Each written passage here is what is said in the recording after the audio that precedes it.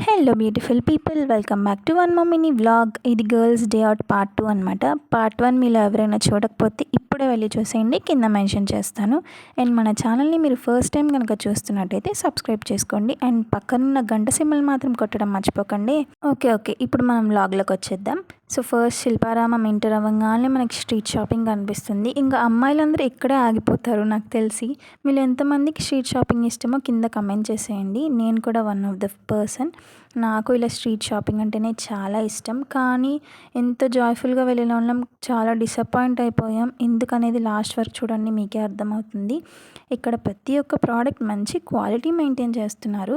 Pricing okay, కొన్ని affordable ఉన్నాయి. ఇవన్నీ చూసినాక నాకు ఎందుకో కొంచెం విలేజ్ వైబ్స్ వచ్చినట్టు అనిపించింది. సిటీలో ఈ మధ్య అసలు ఎక్కడ కనిపించడం లేదు. సమ్మర్ అయితే తప్ప కుండలు అస్సలు చూడలేం మనం సిటీలో.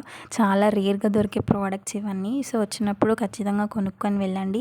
ఇందాక చాలా డిసప్పాయింట్ అయ్యానని చెప్పాను కదా, ఎందుకంటే ఇక్కడ బోటింగ్ ఉంటుంది, దానికి వెళ్దామని ఫిక్స్ అయ్యి వెళ్ళాం చాలా ఎగ్జైట్మెంట్తో.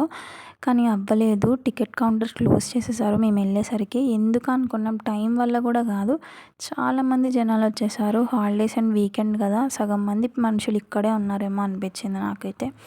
అండ్ వస్తుంటే ఇంత మంచి సీనరీ అనిపించింది, ఎంత బ్యూటిఫుల్గా ఉందో చూడండి.